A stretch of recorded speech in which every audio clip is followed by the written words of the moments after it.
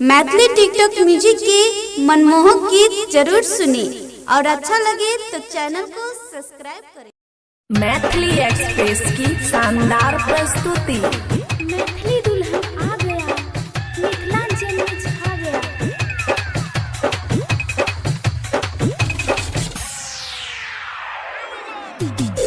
DJ Guddu राज, गुड्डू राज।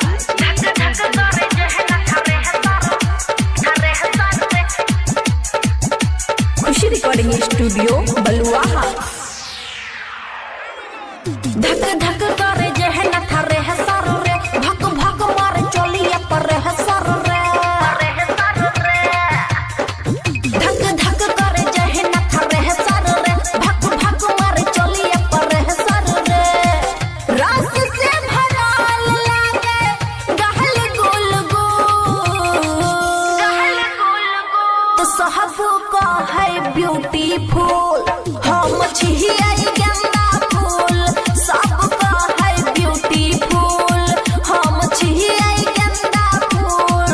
धक धक करे जहे न थारे सर रे, भक भक मारे चोलिया पर सर रे।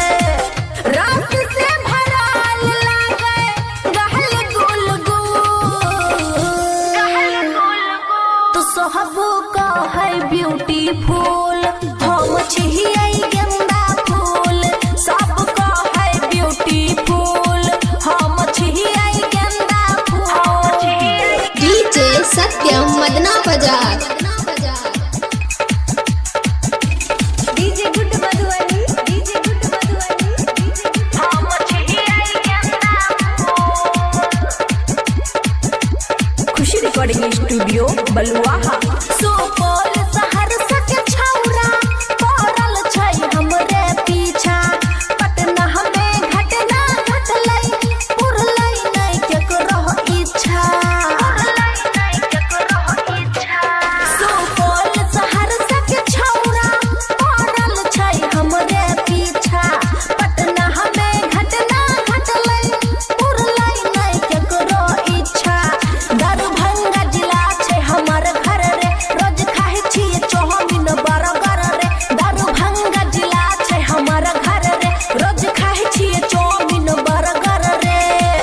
टप टप टप के जवानी गहल गुल गुल,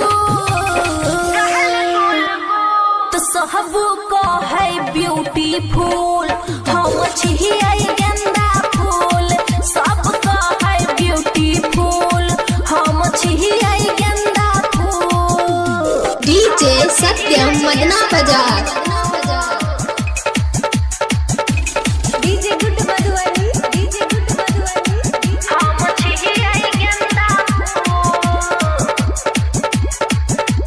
खुशी रिकॉर्डिंग स्टूडियो बलुआहा।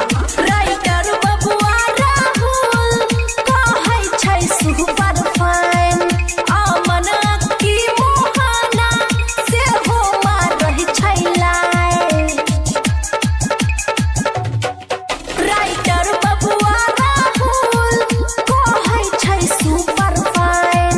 अमन की मोहना से हो मारै छै लाइन। गाना खुशी के डीजे धमकावै छै, डीजे वाला के मन सन कहावै छै। गाना खुशी के डीजे धमकावै छै, डीजे वाला के मन सन कहावै छै। भजत गड़बड़ जाति होतै कोनो भूल, तो सहबू को है ब्यूटीफुल।